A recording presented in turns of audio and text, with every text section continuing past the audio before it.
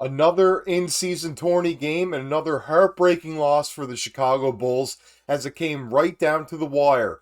And also in this video, we'll talk about how Zach LaVine's trade value has once again been called to question. We'll talk about all of this in this episode of Bulls Digest. I'm your host, Joey Mercer, and let's get right into it. But before we do, I just wanted to mention that if you've been looking for a place to find Bulls content each and every single day, then look no further. 97% of you that watch these videos are not subscribed, so make sure to go down below, hit that subscribe button, turn on the notifications by hitting that bell, and you won't even have to search up for this. You will see it each and every single day pop up on your feed. Click on the video and you'll stay up to date with the Chicago Bulls.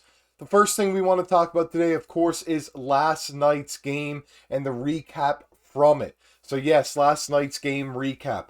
We played the Orlando Magic in the second in-season tournament game that we've had after a heartbreaking loss on Wednesday, which the NBA came back and said in the last 2-minute report that Paolo traveled. This doesn't really mean much after the game's already been over. We need to be making the calls right in the moment. The Chicago Bulls probably would have won that game on Wednesday, but instead, a heartbreaking loss as Patrick Williams dribbled out the clock. Last tournament game was Friday. Last Friday, that is. We had a game against the Brooklyn Nets where LaVine took a questionable, little bit too early jumper, and we ended up losing to the Nets. We lose last night to the Orlando Magic. Really, really heartbreaking loss. They fought back in this game, and I thought that the Bulls were really going to take it at the end as they took a lead briefly, and then as soon as the momentum was in their way, they had a massive dunk by Kobe White, of all people, over Paolo Banchero. And then we had a great three as the ball swung. DeRozan with great penetration. Swing, swing, swing. The Caruso, he hits it. We have the momentum. We have the lead. And then Franz goes down and puts his forearm right into the chest of Vooch. No call. Vooch with a similar amount of contact, but the foul is against him. It's an and one, and the momentum shifted there. DeRozan had a great drive where we could have tied, if not taken the lead, on a Vooch corner three, and he misses a wide open three-pointer. And then free throw after free throw for the Magic with no good set plays run by Billy Donovan. Means that not much is happening for the Bulls. It's easy for the Magic to defend, and we end up ultimately losing that game. What a heartbreaker last night for me to have to watch. The first thing we want to look at is the box score stats for the Orlando Magic. I want to see what really jumps out here. Franz had a great game last night. He struggled shooting the ball from three, but he was 50% from the field, 21 points, 4 boards, 2 assists, 2 steals, 2 turnovers. He was a bit of a problem. The guy, like I said, that really sealed the game for the Magic at the end. Paolo was not as good. Did a really good job. Caruso was on him for a lot of the game. 7 turnovers. Was really a non-factor overall in this game. And then Goga had to start in absence, of course, of Wendell Carter Jr., which we'll get into a little bit later. And he didn't really do a whole lot himself. However, I do like Goga Bitadze. I wouldn't really be able to tell you why, but I do just have a liking towards him. Gary Harris, another guy that we could have had years ago. We drafted Gary Harris and Yusuf Nurkic and traded him for Doug McDermott, for those of you that don't know. And Harris had a really good game last night, hit some big threes down the stretch, and finished with 15 points. Anthony Black, another guy, not really a whole lot going on. He did hit an and one layup late in the game, and that was his only bucket for the game. No assists, not a whole lot going there. He only played 11 minutes as a starter. Joe Ingles, once again, not a guy that really did a whole lot damage to us. And Jonathan Isaac, man, was great last night off the bench for them. He really, really caused a lot of issues as he almost had a double-double there with 18 and 9. And Cole Anthony was constant penetration. Although he was missing, he was getting other people involved. 8 boards, 7 assists. Great play from him. And Caleb Houston, really a non-factor. I mean, he was just in for a very short amount of time. Hit the three-pointer. That was it. And Mo Wagner was in for a lot of time, it felt like last night. And it was, as you can see, 23 minutes. Only missed the one shot, albeit everything was around the rim and he was getting everything to go. So really tough right there. But you can see Jalen Suggs as well, not playing for the Magic, and we're still not able to pull it out with so many of their starters not in the game. Now we go over and look at the Bulls. DeRozan, 36 minutes, and LaVine, almost 41 minutes. DeRozan, 23 points on 10 of 20. That's about what DeRozan does. He shot 1 for 1 from the three-point line. Perfectly fine. 4 rebounds, 3 assists, 3 turnovers. It's okay. He did miss 2 free throws, which is uncharacteristic for him, but we can take it. Caruso played great in the first half. I believe he had 13 at the end of the first half. Used all of his fouls correctly. Played great defense. No assists, but that's fine. Because look at 3 steals and 2 blocks from a guard. He did, it was listed as small forward, but, you know, Alex Caruso is really a guard, can be shifted to that position, but that is still a lot of steals and blocks, 18 points. 5 of 6 and 4 or 5 from 3. He's shooting about 50% from 3. I believe the stat came up last night that he's shooting 17 of 34 on the season. What a great shooting start for Alex Caruso. Nikola Vucevic, another struggling game. He has been up and down. He's had some stretches where he looks so good, and last night he was just not on. Didn't hit a 3 and missed the one that we could have tied or taken the lead. And he did have a double-double with 6 assists, which is pretty good, only 1 turnover. Really struggled to shoot the ball last night. Zach LaVine got it done overall from the field. Struggled a little bit from 3 as he was taking a lot of those at the end, so I don't want to knock him too much. It's really 4 for 9 in real time, and 2 were heaves at the end that I saw. 34 points. He looked pretty stellar in this game, really attacking the rim. Nice to see out of him. Kobe White, not a whole lot going on. He did have a great poster dunk over Paolo, but nothing really else going on for him. And then off the bench, we didn't really get a lot of help. Io had a bad game. He's been really good this season, not good in this game. Drummond played solid, but he had a few lapses where he didn't box out guys like Jonathan Isaac that led to buckets. Not like Drummond either. Torrey Craig didn't do much, and Patrick Williams was an absolute negative overall. Even though it says Torrey Craig, of course, is a minus 15, and Patrick Williams is only a minus 9. Look at that. The difference is 12, almost 13 minutes.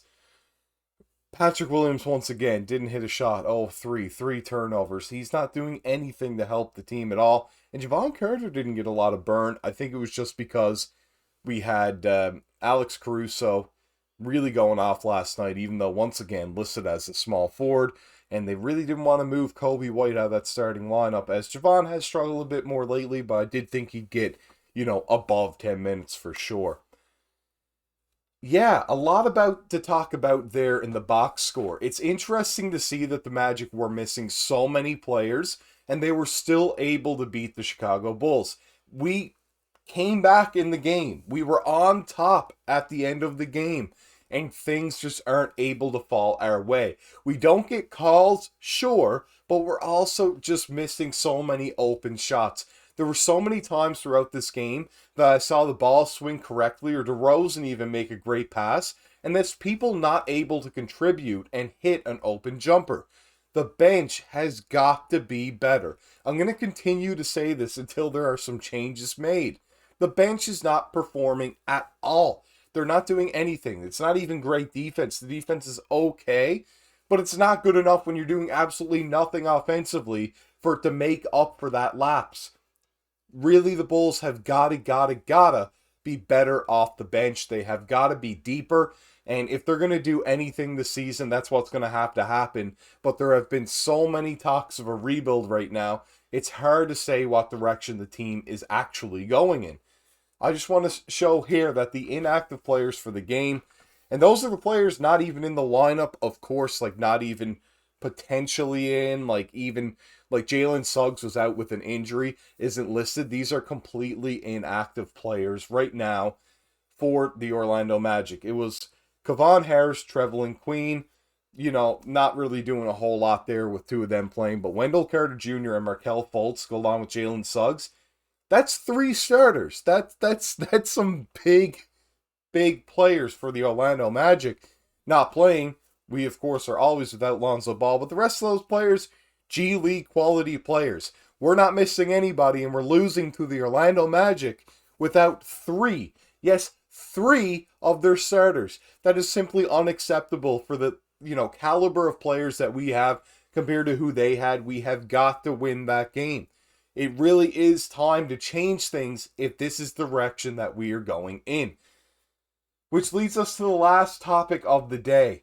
LaVine's trade value, where is it, and what are we going to be able to get, and what has been mentioned lately as it has been pulled into question about what his trade value actually is.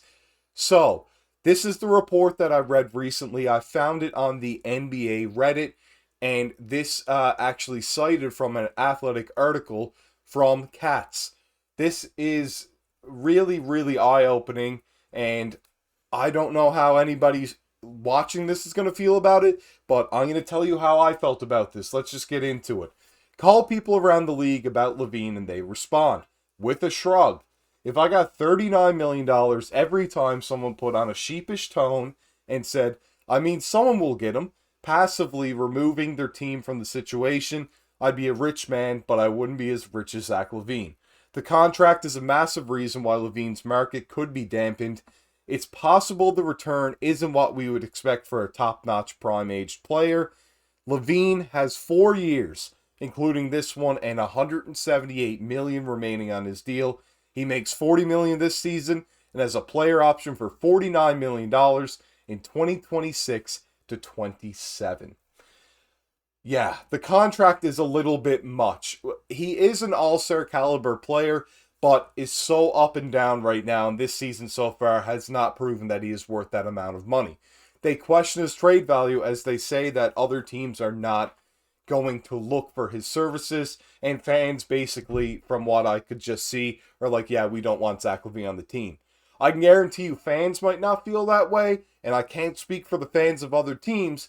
However, as a fan of the Chicago Bulls and what I've seen in the media from other teams, there are going to be a lot of teams knocking on the door if they know that Zach LaVine is available. And I think there are a lot of trade calls coming in each and every single day that we don't know about. And those trade calls we're going to be talking about in the next episode of Bulls Digest. So make sure to stay tuned to that.